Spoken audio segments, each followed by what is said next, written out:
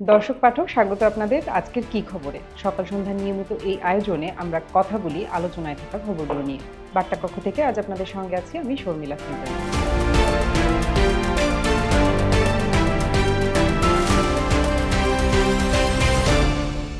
১ বছর আগেই ৩৭ বছরের পুরনো জাহাজ বাংলার জ্যোতি ভেঙে ফেলার সিদ্ধান্ত হয়েছিল। তারপরও সেটি করছিল তেল পরিবহন।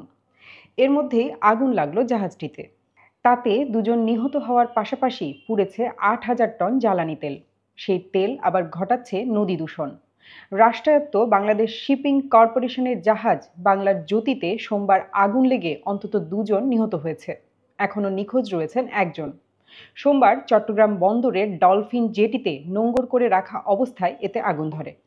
দীর্ঘ ১২ বছর পর সাংবাদিক দম্পতি সাগর সরওয়ার ও মেহেরুন রুনি হত্যা মামলার তদন্তভার র্যাবের কাছ থেকে সরানো হলো। এখন থেকে এই মামলার তদন্ত করবে স্বরাষ্ট্র মন্ত্রণালয়ের মাধ্যমে গঠিত একটি উচ্চ ক্ষমতা সম্পন্ন টাস্কফোর্স। উচ্চ আদালতের আশা, এই টাস্কফোর্স গঠনের মাধ্যমে ন্যায় বিচার নিশ্চিত হবে এবং বেঁধে দেয়া ৬ মাসের মধ্যেই তদন্ত শেষ হবে। আবার উত্তাল শিল্পাঞ্চল।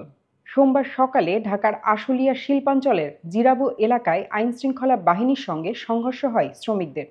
কি হয়েছিল সেখানে? সেখানকার পরিস্থিতিতে নজর রাখছিলেন আমাদের সহকর্মী অনিক রায়। কি খবরে যুক্ত হচ্ছেন তিনি? অনিক, আপনাকে স্বাগত। ধন্যবাদ আপনাকে। আচ্ছা, আজ আশুলিয়ায় কি ঘটেছিল?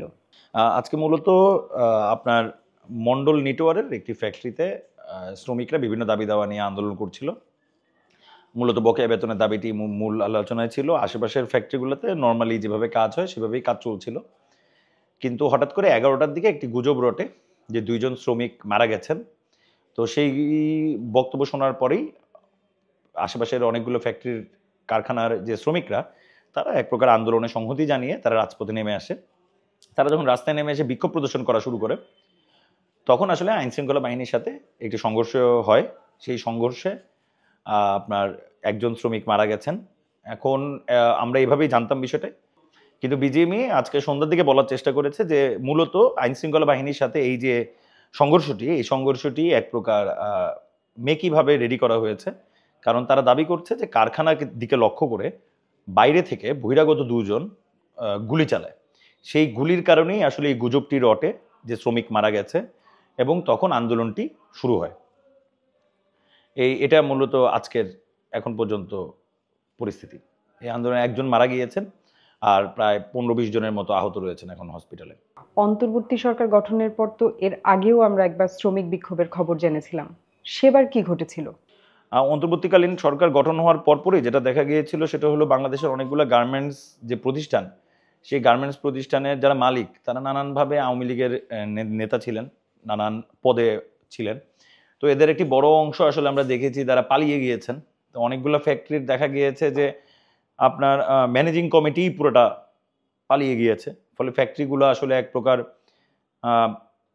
দিশেহারা অবস্থায় পড়ে শ্রমিকরা বিশেষ করে। তো সেটা ধরে আন্দোলন শুরু হয়। এছাড়া বিভিন্ন গার্মেন্টসেই আসলে আপনারা জানেন যে কয়েক মাস আগে যে মজুরিটি বৃদ্ধি হয়েছিল, সেই মজুরিটি আসলে শ্রমিকদের মনোপুত হয়নি। তো মনোপুত না হওয়ার কারণে শ্রমিকরা এই নতুন সরকারের কাছে তাদের দাবি দাওয়া জানানো শুরু করেন। আমরা দেখি যে 17ই আগস্ট আমরা দেখি যে প্রথম একজন নারী শ্রমিক মাস্কট গ্রুপের মোহাম্মদ রোকেয়া বেগম তিনি মারা যান এই আন্দোলনে। ত্রিপক্ষীয় একটি সংঘর্ষ লাগে জুট ব্যবসায়ী, শ্রমিক এবং আইনশৃঙ্খলা বাহিনীর। সেখানে আপনার ইটের আঘাতে তিনি মারা যান। তো অন্তর্বর্তীকালীন সরকারের শুরু থেকেই আসলে এই আন্দোলনটি চলছিল, কিন্তু কিছুদিন আগে সরকারের সাথে মালিকদের এবং শ্রমিক পক্ষের একটি ত্রিপক্ষীয় মিটিংয়ের মাধ্যমে এই আন্দোলনটি স্থিমিত হয়। শ্রমিকদের যে 18 দফা, সেই 18 দফা মেনে নিতে বাধ্য হয় মালিক পক্ষ। আচ্ছা, সাম্প্রতিক সময়ে শিল্পাঞ্চলে এমন অস্থিরতার কারণ কি? সাম্প্রতিক সময়ে শিল্প এলাকার কারণগুলোর মধ্যে একটি উল্লেখযোগ্য বিষয় হচ্ছে যে আসলে একটা ম্যানেজমেন্টের একটি বড় অংশ, অনেকগুলা গ্রুপ অফ ইন্ডাস্ট্রিজের মালিকরা আসলে ফেরারি হয়ে যাওয়াতে, তাদের নামে মামলা থাকাতে কেউ গ্রেপ্তারও হয়েছেন। ফলে এরকম একটি সংকটে অনেকগুলো ফ্যাক্টরি আসলে বন্ধ হয়ে যায়। তো বন্ধ হয়ে গেলে যেটা হয় যে আশেপাশে ফ্যাক্টরি যখন বন্ধ হতে থাকে, তো শ্রমিকদের মধ্যে একটা অসন্তোষ তৈরি হয়। সেই অসন্তোষের জেরে নিজের ফ্যাক্টরি আঘাতপ্রাপ্ত হতে পারে। এরকম একটি আশঙ্কা থেকে অনেক মালিকই আসলে ওই সময় গার্মেন্টস বন্ধ করা শুরু করে। ফলে এই সংখ্যা এমনও রয়েছে যে দিনে 100টির কাছাকাছি ফ্যাক্টরি বন্ধ হয়ে যাওয়ারও ঘটনা ঘটেছে। কিন্তু একটি জিনিস উল্লেখযোগ্য যে আমাদের অনেকগুলো শিল্পাঞ্চল থাকলেও এই যে এবারের যে আন্দোলনটি, এই আন্দোলনটি মূলত আশুলিয়াকে কেন্দ্র করে হচ্ছে, এবং আশুলিয়ারও নরসিংহপুর নামে ঢাকা ইপিজেডের আশেপাশের যে এলাকাটি, সেই এলাকাটিকে কেন্দ্র করে এই আন্দোলনটি মানে শুরু হয়েছিল এবং সেই জায়গাতেই রয়েছে আর কি, মানে সেই এলাকার আশেপাশেই ঘটনাগুলো ঘটছিল।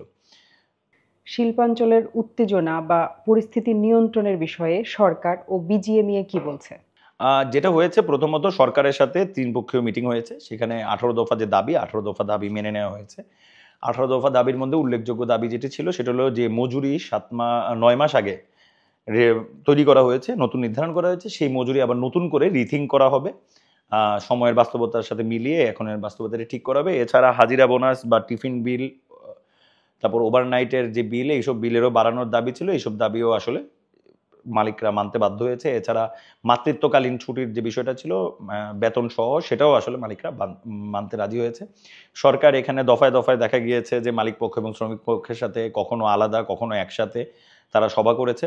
এই সবার মাধ্যমে মূলত এটি শেষ হয়েছে। এবং আজকে যিনি মারা গেছেন, ম্যাঙ্গো নিটওয়ারের একজন, ম্যাঙ্গো টেক্সটাইলের একজন শ্রমিক কাউসার হোসেন, সেই কাউসার হোসেনকে এরই মধ্যে বিজিএমইর পক্ষ থেকে 5 লক্ষ টাকা ডোনেশন দেওয়ার, তার পরিবারকে 5 লক্ষ টাকার একটি ক্ষতিপূরণ দেওয়ার ঘোষণা বিজিএমই করেছে। অনেক আপনাকে ধন্যবাদ। আপনাকেও ধন্যবাদ। এছাড়া লেবাননের পর ইয়েমেনেও হামলা ইসরায়েলের, এমন একটি খবর প্রকাশ করেছি আমরা। সকাল সন্ধ্যার পাতায় পাবেন মায়ের ডাকে তুলির ভাইকে ধরে নিয়ে ছেড়ে দিল সেনাবাহিনী, এমন একটি খবরও। এসব পড়তে ক্লিক করতে হবে সকালসন্ধ্যা.com। আমাদের পাবেন ফেসবুক ও ইউটিউবে। সকাল সন্ধ্যার সঙ্গেই থাকুন।